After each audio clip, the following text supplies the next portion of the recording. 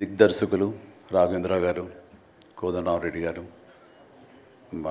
Gopal, young directors like Bobby, Vasishta, like నా నిర్మాతలు అల్లు అరవింద్ గారు, అశ్విని దత్ గారు, కెఎస్ రామారావు, శ్యామ్ ప్రసాద్ రెడ్డి, జెమినీ కిరణ్, తమ్మారెడ్డి భరద్వాజ్ గారు, అలా యంగ్ ప్రొడ్యూసర్ విక్కీ అండ్ పాత్రికేయ మిత్రులకు, అలాగే నా బ్లడ్ బ్రదర్స్, బ్లడ్ సిస్టర్స్, నా హృదయపూర్వక నమస్కారం. సో ఫస్ట్ ఆఫ్ ఆల్ ఈ ఈవెంట్ ఇంత గ్లామర్గా, ఇంత మెమొరబుల్గా ఉంది అంటే దానికి ప్రధానమైన కారణం నా మిత్రుడు అమీర్ ఖాన్. అమీర్జీ, thank you so much. And with a small message and a phone call, you made it, and your presence made this moment as a memorable moment. Really, thank you so much, and I never forget this gesture from your side. And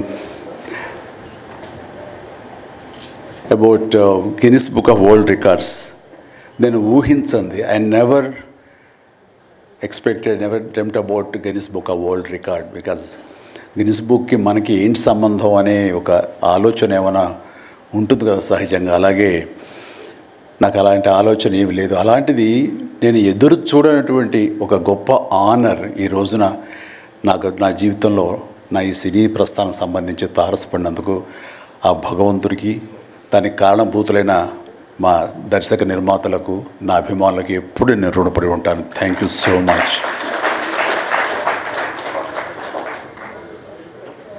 నాకు dances మీద, బహుశా నటన కంటే కూడా ముందు నుంచి కూడా dances మీద నాకు ఉన్నటువంటి ఇంట్రెస్ట్ ఈ రోజున ఈ అవార్డు వచ్చేలా చేసిందా అని నాకు అనిపిస్తుంటుంది. ఎందుకంటే ముందు నటనకి శ్రీకారం చుట్టే కంటే, ఓనమాలు దిద్దుకునే దానికంటే నేను ఫస్ట్ డ్యాన్స్కి నేను ఓనమాలు దిద్దానేమో అనిపిస్తుంటుంది.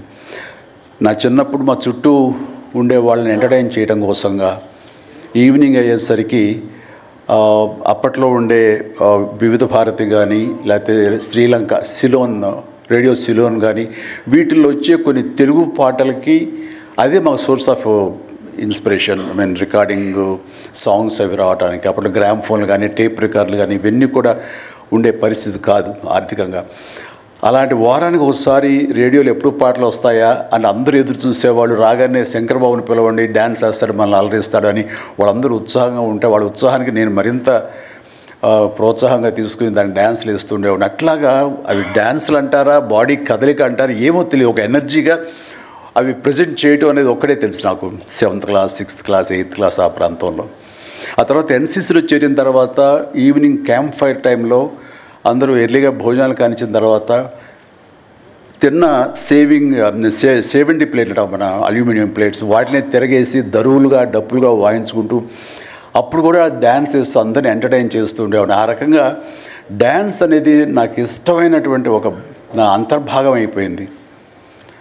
అలాగా డ్యాన్స్లు నేను వేరుగా ఎప్పుడు చూడను, ఎప్పుడు హుషారు అసలు అందుకంటే ముందు లేచిపోయి డ్యాన్సెస్ వేయటం అనేది మ్యూజిక్ అనుగుణంగా బాడీని మార్చుకోవడం జరిగింది. అంటే ఫస్ట్ పిక్చరు నేను వెళ్ళినప్పుడు అక్కడ సరదాగా నా రూమ్లో నేను డ్యాన్స్ చేస్తుంటే నా కో స్టార్స్ ఆర్టిస్ట్ వాడు చిరంజీవి డ్యాన్స్ వేస్తాడు అని అంటే, అవునా అని వాళ్ళందరూ చేయాలంటే అందులో సావిత్రి గారు ఉండేవారు, రోజారమణి, కవిత, ఇలాంటి యాక్టర్లు అందరూ ఉండేవాళ్ళు, నరసింహరాజు, ఇలాంటి వాళ్ళందరూ ఉన్నప్పుడు వర్షం పడుతుంది. ఒక పంచలో డ్యాన్స్ చేయాల్సి వచ్చింది. అది ఈస్ట్ గోదావరి రాజమండ్రి దగ్గర ఒక పల్లెటూళ్ళలో.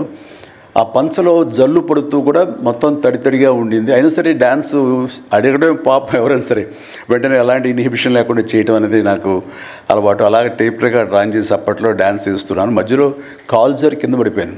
పడితే అది కింద పడిన తర్వాత ఆపకుండా వాళ్ళందరూ అయ్యో అన్నారు. అయినా సరే దాన్ని నాగిని డ్యాన్స్గా మార్చేసుకొని చేస్తే ఎక్కడ లేని అప్పలాస్ వచ్చేస్తుంది. సో అక్కడ చూసేటంటే ఒక కో డైరెక్టరు రాఘవేంద్రరావు గారు, సారీ మన క్రాంతి కుమార్ గారికి చెప్పడం, ప్రాణం ఖరీదులు వాళ్ళు బుక్ చేసినప్పుడు ఎవై భలే డ్యాన్స్ వేస్తాడు, భలే ఉంటే డ్యాన్స్ అని అవునంటూ నా క్యారెక్టర్కి అంతకుముందు ఎప్పుడూ ఒక డ్యాన్స్ అనేది ఊహించుకోలేదు, సాంగ్ డ్యూయట్ సాంగ్ అని ఊహించుకొని వాళ్ళు ఒక ఎందుకు పెట్టకూడదు సాంగ్ అని చెప్పి నాకు ఆ సాంగ్ సిచ్యువేషన్ క్రియేట్ చేసి ఏలియల్లో ఎందాక అనే ఒక సాంగ్, అండ్ ఆ సాంగ్ నేను వేస్తే దాన్ని స్టెప్స్ అది చేసుకుంటే ఫస్ట్ టైం ఒక యాక్టర్గా నేను స్క్రీన్ మీద డ్యాన్స్ చేస్తూ కనిపించింది. అది దానికంటే ముందు మన ప్రాణం ఖరీదు పునాది రాళ్ళలో కూడా అలాగే ఫ్రెండ్స్ మధ్య డ్యాన్స్ వేస్తూ నేనే సెంటర్ ఆఫ్ అట్రాక్షన్గా ఉంటూ చేశాను. అలాగా నా డ్యాన్స్ స్కిల్ అన్నది ఎక్స్ట్రాగా నాకు ఒక బెనిఫిట్ అయ్యింది, నాకు ఎక్స్ట్రాగా అది ఉపయోగపడింది. తర్వాత అరవింద్ గారికి, జయకృష్ణ ఇలాంటి వాళ్ళందరికీ కూడా తెలుసు. అండ్ లింగమూర్తి గారే ఉండేవారు. ఆయన డిస్ట్రిబ్యూషన్కి చీఫ్. అప్పట్లో ఆయన రాగానే ఆయన ఏ ప్రొడ్యూసర్స్ని పిలుస్తారు, ఎవరి కథ ఓకే అంటారు, ఎవరికి డబ్బులు శాంక్షన్ చేస్తారని డిస్ట్రిబ్యూటర్స్ మీద ఆధారపడే రోజులు నిర్మాతలు. అలాంటి సమయంలో వేరు నాకంటే సీనియర్ హీరోస్, పెద్ద హీరోస్ ఎవరితోటో కథలు అనుకుంటుండగా చిరంజీవి అని అతను కొత్తగా వస్తాడుగా, అతనితో పెట్టి చేస్తే మీకు ఇంత డబ్బుగా ఇస్తాను, లేదంటే మామూలు అయితే కనుక దాన్ని లిమిటెడ్గా ఇంతే ఇస్తాను అనేసరికి డబ్బు ఎక్కువ ఇస్తానంటున్నారు అంటూ ఆయన లింగమూర్తి గారు నన్ను రికమెండ్ చేసేసరికి నా వైపే అందరూ కలిసి ఇతనే పెట్టుకుందాం అనేవాళ్ళు. అతను ఏంటంటే ప్రజానాడి, ఆడియన్స్ ఏమనుకుంటున్నారు, ఆడియన్స్ ఇతను సాంగ్స్ కోసంగా పదే సినిమాలకు వస్తున్నారు, ఇలాంటి వాటితో సినిమాలు తీస్తే మనకి 4 డబ్బులు వస్తాయి కదా, కమర్షియల్గా వైబుల్గా ఉంటుందని ఉద్దేశంతో ఆయన ఆ రకంగా అప్పట్లో నా ప్రొడ్యూసర్తో అనడం, అండ్ వాళ్ళు కూడా నన్ను ఆప్ చేయటం నాకు ఆ రకంగా డ్యాన్సెస్ అనేది ఒక ఎడ్జ్ని తీసుకొచ్చింది. ఆ తర్వాత నా నిర్మాతలు కానీ, నా ప్రొడ్యూసర్స్ కానీ, నా మ్యూజిక్ డైరెక్టర్స్ కానీ, నా కోరియోగ్రాఫర్స్ కానీ వీళ్ళు నా సాంగ్స్ అనేసరికి ప్రత్యేకమైన శ్రద్ధ పెట్టేవాళ్ళు. అంటే మ్యూజిక్ పరంగా కానీ, బీజిఎమ్స్ పరంగా కానీ ఆ సాంగ్స్ అనేవి ఖచ్చితంగా ఉండాలని. దత్తు గారితో నాకు ఎప్పుడు దెబ్బలాటే, ఎందుకంటే 6 సాంగ్స్ ఉండాలేమో బాస్ మనకు అనేవారైనా, లేదు 5 చాలండి, 6వ సాంగ్ ఎప్పుడు కథకి గొడవ అడ్డుపడిపోతుందంటే, లేదు బాస్ అది మీరు అనకండి, ఏ హీరో అయితే ఏమో కానీ మీరైతే మొత్తం 6 సాంగ్స్ ఉండాలి బాస్ అని ఆయన అంటాం. సో 6వ సాంగ్ని ఏ రకంగా ఒప్పించడం. అలాగే అల్లు అరవింద్ గారు లాస్ట్కి వచ్చేసరికి అత్తగేముడు అమ్మాయి 3 సాంగే సిచ్యువేషన్ లేదు అక్కడ. అలాంటి చోట ఒక డబ్బు మీద ఒక సాంగ్ను ఆయన క్రియేట్ చేసుకుని అప్పుడు డైరెక్టర్ గారితో కోదండరామరెడ్డి గారు వీళ్ళందరూ కలిపి అనుకుని అత్తగేముడు అమ్మాయికి మొగుల్లో ఒక సాంగ్ను బలవంతంగా పెట్టాడు అక్కడ. ఆ టైంకి అది బలవంతంగా ఉంటుంది, కథ డిస్టర్బెన్స్ ఉంటుంది, కానీ సాంగ్స్ ఒక ఎడ్జి తీసుకుంటాయి. సాంగ్స్కి స్పెషల్ ఆడియన్స్ ఉన్నారు. ఆ ఆడియన్స్ సాంగ్స్ మళ్ళీ రిపీట్ చేసేవాళ్ళు. అప్పట్లో ప్రొజెక్టర్ ఆఫ్ చేసి మళ్ళీ రీప్లే చేసేవాళ్ళు. ఆ రకంగా సాంగ్స్ యొక్క ప్రత్యేకత నా జీవితంలో, నా సినీ కెరీర్లో, నా యొక్క విజయ పరంపరలో అది ఒక అంతర్భాగం అయిపోయింది. ఆ రకంగా సాంగ్స్ అనేది ఏదో సరదాగా హాబీగా చిన్నప్పుడు మొదలుపెట్టింది.